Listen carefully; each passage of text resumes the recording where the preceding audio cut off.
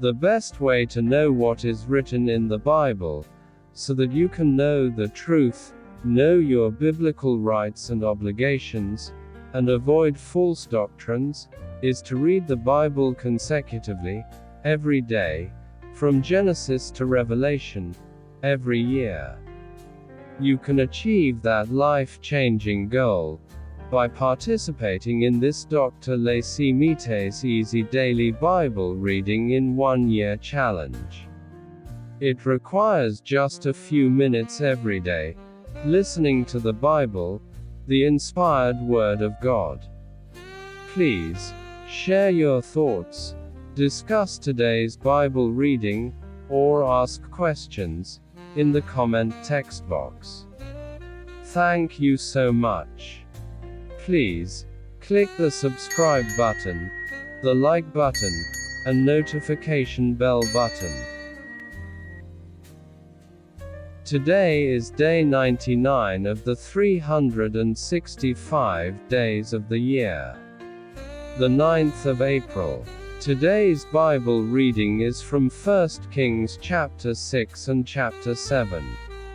1 Kings chapter 6. In the 480th year after the children of Israel had come out of the land of Egypt, in the 4th year of Solomon's reign over Israel, in the month Ziv, which is the 2nd month, he began to build Yahweh's house. The house which King Solomon built for Yahweh had a length of 60 cubits, and its width 20, and its height 30 cubits. The porch in front of the temple of the house had a length of 20 cubits, which was along the width of the house. 10 cubits was its width in front of the house. He made windows of fixed lattice work for the house. Against the wall of the house, he built floors all around, against the walls of the house all around, both of the temple and of the inner sanctuary. And he made side rooms all around. The lowest floor was 5 cubits wide, and the middle was 6 cubits wide, and the third was 7 cubits wide. For on the outside he made offsets in the wall of the house all around, that the beams should not be inserted into the walls of the house. The house, when it was under construction, was built of stone prepared at the quarry. And no hammer or axe or any tool of iron was heard in the house while it was under construction. The door for the middle side rooms was in the right side of the house.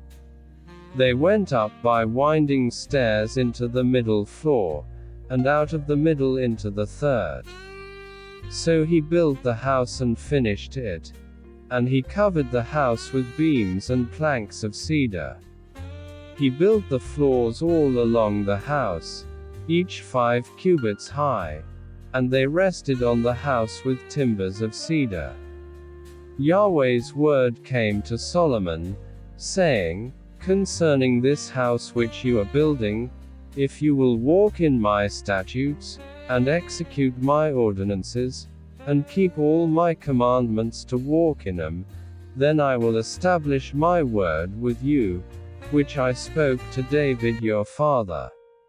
I will dwell among the children of Israel, and will not forsake my people Israel. So Solomon built the house and finished it. He built the walls of the house within with boards of cedar. From the floor of the house to the walls of the ceiling, he covered them on the inside with wood. He covered the floor of the house with cypress boards. He built 20 cubits of the back part of the house with boards of cedar from the floor to the ceiling. He built this within, for an inner sanctuary, even for the most holy place. In front of the temple sanctuary was 40 cubits long. There was cedar on the house within, carved with buds and open flowers. All was cedar. No stone was visible. He prepared an inner sanctuary in the middle of the house within, to set the ark of Yahweh's covenant there. Within the inner sanctuary was 20 cubits in length, and 20 cubits in width, and 20 cubits in its height. He overlaid it with pure gold. He covered the altar with cedar. So Solomon overlaid the house within with pure gold. He drew chains of gold across before the inner sanctuary, and he overlaid it with gold.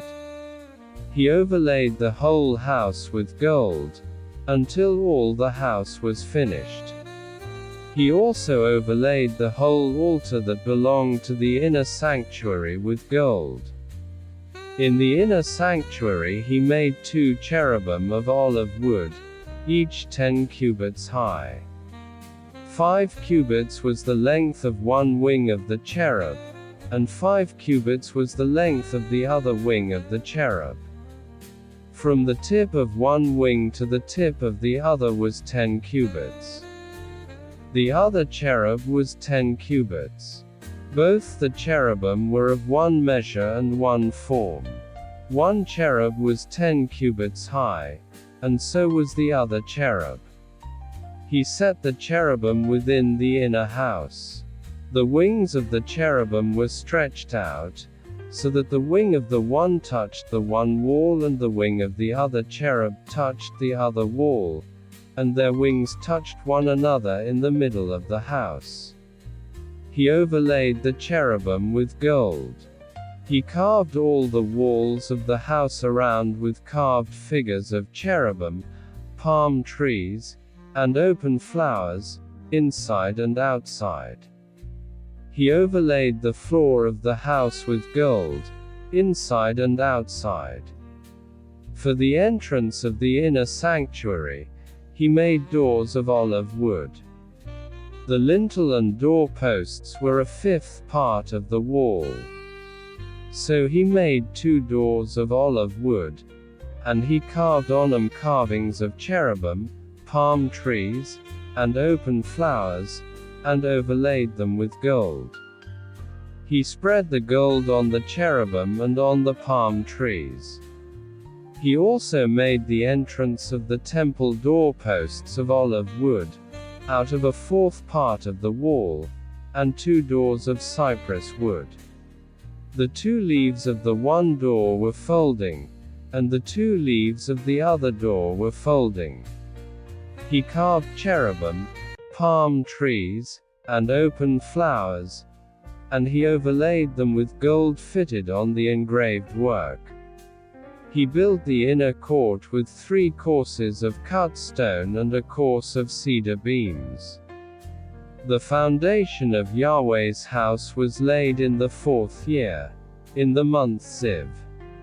In the 11th year, in the month Bul, which is the 8th month, the house was finished throughout all its parts and according to all its specifications.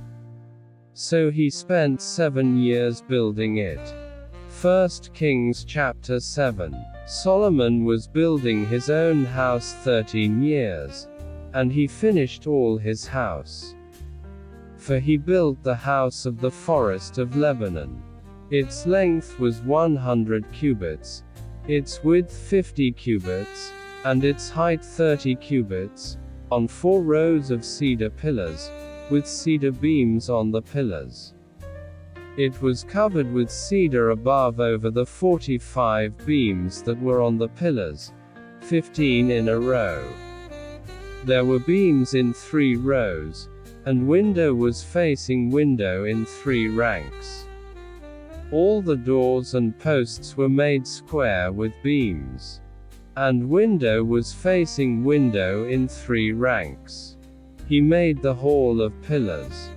Its length was 50 cubits and its width 30 cubits, with a porch before them, and pillars and a threshold before them. He made the porch of the throne where he was to judge, even the porch of judgment. And it was covered with cedar from floor to floor. His house where he was to dwell, The other court within the porch was of the same construction. He made also a house for Pharaoh's daughter, whom Solomon had taken as wife, like this porch. All these were of costly stones, even of stone cut according to measure, sawed with saws, inside and outside, even from the foundation to the coping, and so on the outside to the great court. The foundation was of costly stones, even great stones, stones of 10 cubits and stones of 8 cubits. Above were costly stones, even cut stone, according to measure, and cedar wood. The great court around had 3 courses of cut stone with a course of cedar beams, like the inner court of Yahweh's house and the porch of the house. King Solomon sent and brought Hiram out of Tyre. He was the son of a widow of the tribe of Naphtali, and his father was a man of Tyre, a worker in bronze. And he was filled with wisdom and understanding and skill to work all works in bronze. He came to King Solomon and performed all his work. For he fashioned the 2 pillars of bronze, 18 cubits high apiece. And a line of 12 cubits encircled either of them. He made 2 capitals of molten bronze to set on the tops of the pillars. The height of the one capital was 5 cubits, and the height of the other capital was 5 cubits. There were nets of checker work and wreaths of chain work for the capitals which were on the top of the pillars, 7 for the one capital, and 7 for the other capital. So he made the pillars, and there were 2 rows of pomegranates around the one network, to cover the capitals that were on the top of the pillars. And he did so for the other capital. The capitals that were on the top of the pillars in the porch were of lily work, 4 cubits. There were capitals above also on the 2 pillars, close by the belly which was beside the network. There were 200 pomegranates in rows around the other capital. He set up the pillars at the porch of the temple. He set up the right pillar and called its name Jachin. And he set up the left pillar and called its name Boaz. On the tops of the pillars was lily work. So the work of the pillars was finished. He made the molten sea 10 cubits from brim to brim, round in shape. Its height was 5 cubits. And a line of 30 cubits encircled it. Under its brim around there were buds which encircled it for 10 cubits, encircling the sea. The buds were in 2 rows, cast when it was cast. It stood on 12 oxen, 3 looking toward the north, and 3 looking toward the west, and 3 looking toward the south, and 3 looking toward the east. And the sea was set on them above, and all their hindquarters were inward. It was a hand-width thick.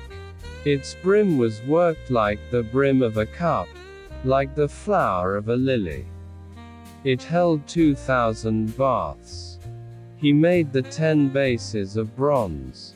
The length of one base was 4 cubits, 4 cubits its width, and 3 cubits its height.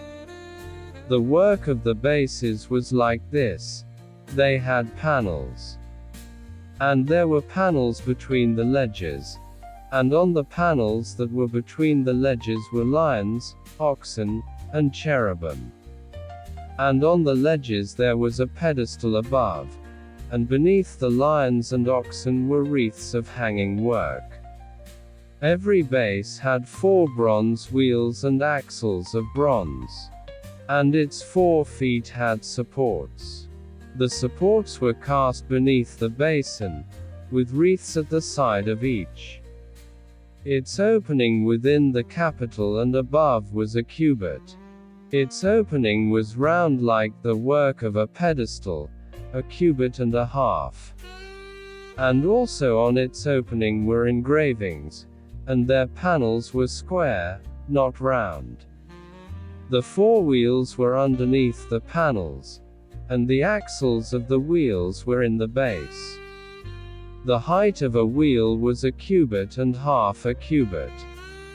The work of the wheels was like the work of a chariot wheel. Their axles, their rims, their spokes, and their hubs were all of cast metal. There were 4 supports at the 4 corners of each base. Its supports were of the base itself. In the top of the base there was a round band half a cubit high. And on the top of the base its supports and its panels were the same. On the plates of its supports and on its panels, he engraved cherubim, lions, and palm trees, each in its space, with wreaths all around. He made the 10 bases in this way. All of them had 1 casting, 1 measure, and 1 form. He made 10 basins of bronze. 1 basin contained 40 baths. Every basin measured 4 cubits. 1 basin was on every one of the 10 bases. He set the bases, 5 on the right side of the house and 5 on the left side of the house. He set the sea on the right side of the house eastward and toward the south. Hiram made the pots, the shovels, and the basins. So Hiram finished doing all the work that he worked for King Solomon in Yahweh's house, the 2 pillars, the 2 bowls of the capitals that were on the top of the pillars, the 2 networks to cover the 2 bowls of the capitals that were on the top of the pillars, the 400 pomegranates for the 2 networks, 2 rows of pomegranates for each network, to cover the 2 bowls of the capitals that were on the pillars, the 10 bases, the 10 basins on the bases, the 1 sea, the 12 oxen under the sea, the pots, the shovels, and the basins. All of these vessels, which Hiram made for King Solomon in Yahweh's house, were of burnished bronze. The king cast them in the plain of the Jordan, in the clay ground between Succoth and Zarethan. Solomon left all the vessels unweighed, because there were so many of them. The weight of the bronze could not be determined. Solomon made all the vessels that were in Yahweh's house, the golden altar and the table that the showbread was on, of gold. And the lampstands, 5 on the right side and 5 on the left, in front of the inner sanctuary, of pure gold, and the flowers, the lamps, and the tongs, of gold, the cups, the snuffers, the basins, the spoons, and the firepans, of pure gold, and the hinges, both for the doors of the inner house, the most holy place, and for the doors of the house, of the temple, of gold. Thus all the work that King Solomon did in Yahweh's house was finished. Solomon brought in the things which David his father had dedicated, the silver, the gold, and the vessels, and put them in the treasuries of Yahweh's house.